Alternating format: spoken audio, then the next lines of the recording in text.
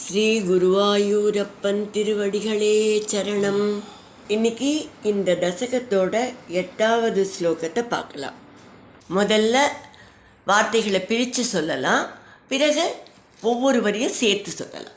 தாவன் மாம்சவபாகராலவபுஷம் கோராந்திரமாலாதரம் तावन् मांसवपाकरालवपुषं घोरान्त्रमालाधरम् त्वां मध्ये शबमिद्धरोषमुषितं दुर्वारकुर्वारवम् त्वां मध्ये सभमिद्धरोषमुषितं दुर्वारगुर्वारवम्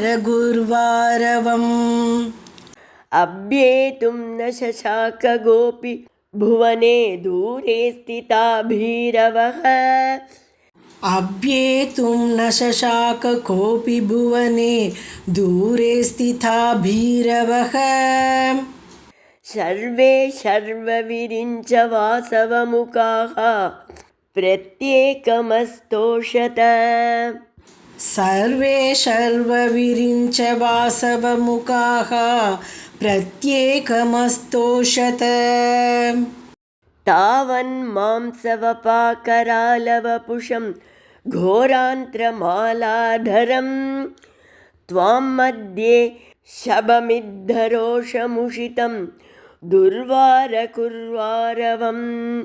तावन् मांसवपाकरालवपुषं घोरान्त्रमालाधरम् त्वां मध्ये सभमिद्धरोषमुषितं दुर्वारगुर्वारवम्.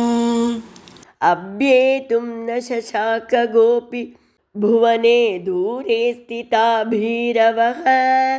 सर्वे शर्वविरिञ्च वासवमुखाः प्रत्येकमस्तोषत. अभ्येतुं न शशाक कोऽपि भुवने दूरे स्थिता भीरवः. सर्वे शर्वविरिञ्च वासवमुखाः प्रत्येकमस्तोषत. இப்போ நாம் இந்த ஸ்லோகத்தோட வார்த்தைகளை பிரித்து அர்த்தங்களை பார்க்கலாம். தாவத் அப்போது, மாம்சவபா கராலவபுஷம் நிணமும் கொழுப்பும் பூசிய பயங்கரமான உடலை உடையவனும், கோர அந்திர மாலாதரம் கோரமான குடல் மாலை அணிந்தவனும், மத்தியே சபம் சபையின் நடுவில், யுத்த ரோஷமுஷிதம் மிகுந்த சீற்றத்துடன் கோபத்துடன் இருப்பவனும், துர்வார யாராலும் தடுக்க முடியாத, குரு ஆரவம் கர்ஜனை செய்பவனுமான, துவாம் உன்னை, அப்யேதும் நெருங்குவதற்கு, புவனே உலகில், கக அபி எவராலும், ந ஷஷாக்க இயலவில்லை, ஷர்வ விரிஞ்ச வாசவமுகாகா சிவன் நான்முகன் இந்திரன் முதலான தேவர்கள், சர்வே பீரவக எல்லாருமே பயத்துடன் தைரியமில்லாதவர்களாக, தூரே ஸ்திதாக தொலைவில் நின்று கொண்டு, பிரத்யேகம் தனித்தனியாக, அஸ்தோஷத உங்களை துதித்தார்கள். இப்போ இந்த ஸ்லோகத்தை முழுவதுமாக பாராயணம் பண்ணி இதோட முழு அர்த்தத்தையும் பார்க்கலாம்.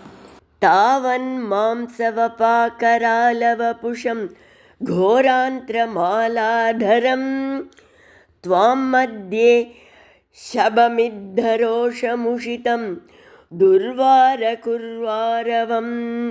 अभ्येतुं न शशाक गोपि भुवने दूरे स्थिता भीरवः. सर्वे शर्वविरिञ्च वासवमुखाः பிரத்யேகமஸ்தோஷத. நரசிம்மருடைய திருமேனி முழுக்க மாம்சத்தாலும் கொழுப்பாலும் பூசியிருந்தது.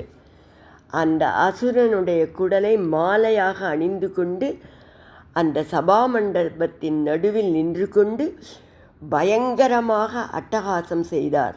யாருக்கும் அவரை நெருங்குவதற்கு தைரியமோ சக்தியோ இல்லை. சிவன், பிரம்மதேவன், இந்திரன் முதலிய தேவர்கள் எல்லாரும் பயத்தோட ரொம்ப தூரத்தில் நின்று கொண்டு தனித்தனியே உங்களை துதித்தார்கள்.